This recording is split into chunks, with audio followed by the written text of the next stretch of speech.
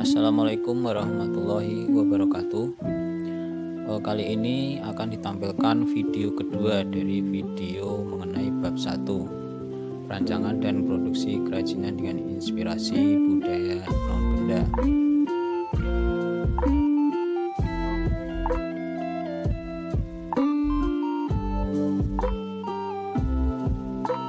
Proses perancangan meliputi pemilihan sumber inspirasi dan pencarian ide produk kerajinan, pembuatan sketsa ide, pembuatan studi model kerajinan, dan pembuatan petunjuk produksi. Produk yang dihasilkan harus memenuhi nilai estetis atau keindahan dan inovasi, yang artinya berorientasi masa depan agar diminati pasar. Tahapan membuat kerajinan budaya non-benda. 1. Tentukan sebuah simbolis dari ciri budaya di daerah Anda. 2. Cari makna dari simbol yang dipilih. 3. Buat kata kunci untuk sebuah simbolis yang dipilih. Dan 4. Tentukan kerajinan yang akan dibuat dengan kata kunci yang sudah dibuat. Produksi kerajinan dengan inspirasi budaya non-benda. Proses produksi merupakan proses penciptaan karya kerajinan, dalam hal ini kerajinan non-benda.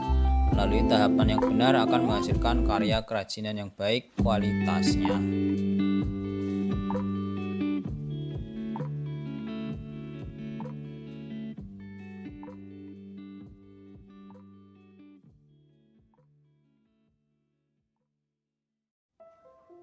Ada 3 tahapan pengerjaan kerajinan non-benda. 1. Tahap pembahanan, tahap mempersiapkan bahan atau material agar siap untuk dibentuk suatu produk.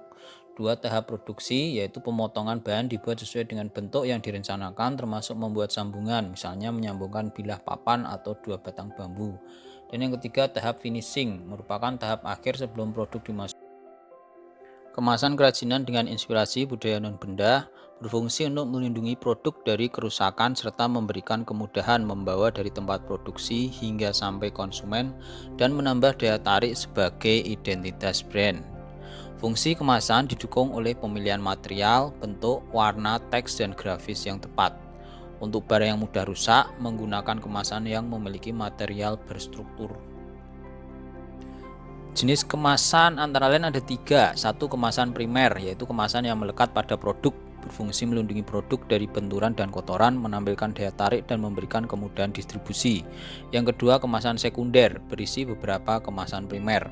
Dan yang ketiga adalah kemasan tersier, merupakan kemasan untuk distribusi dan mempunyai fungsi perlindungan. Penghitungan biaya produksi kerajinan dengan inspirasi budaya non-benda. Pengertiannya, secara umum, biaya produksi adalah keseluruhan biaya produksi ekonomi yang dibutuhkan dalam kegiatan produksi suatu barang.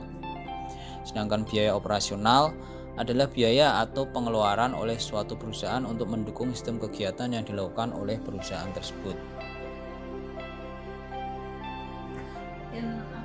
Menurut beberapa ahli ada pengertian lain. Itu ada beberapa ahli, misalkan ada Pak Abdul Halim, bukunya tahun 1988, ada Pak Mulyadi, itu bukunya tahun 1995, dan Pak Amin Wijaya Tunggal, itu bukunya tahun 93. Anda bisa baca sendiri pengertiannya menurut para ahli-ahli itu.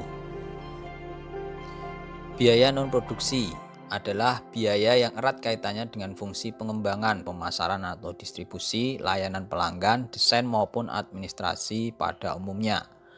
Menurut ilmu ekonomi, biaya non-produksi dibagi menjadi 2 kategori, yaitu biaya penjualan yang melingkupi tentang pemasaran, distribusi, dan pelayanan kepada pelanggan, dan biaya yang berkaitan dengan administrasi yang melingkupi biaya pengembangan dan administrasi umum.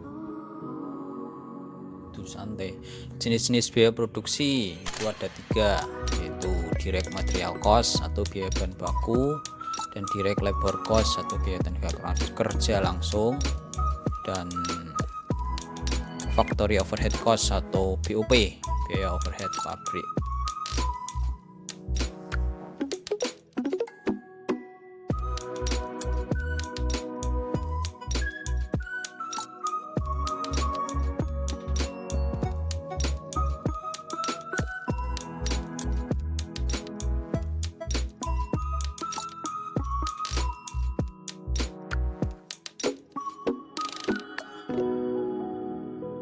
Pembuatan laporan biaya produksi. Laporan biaya produksi disebut pula dengan laporan HPP, harga pokok produksi, yang mempunyai 3 unsur penting. Anda bisa baca sendiri nanti pengertiannya apa saja dan isinya apa saja.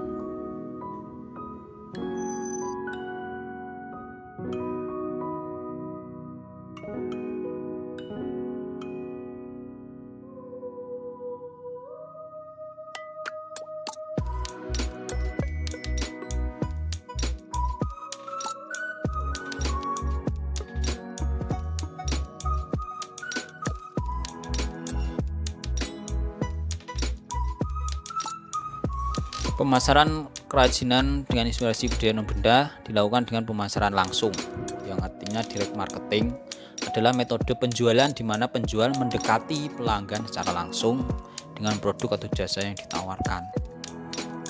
Contohnya lewat telepon, lewat leaflet, iklan outdoor, brosur, atau lewat kupon.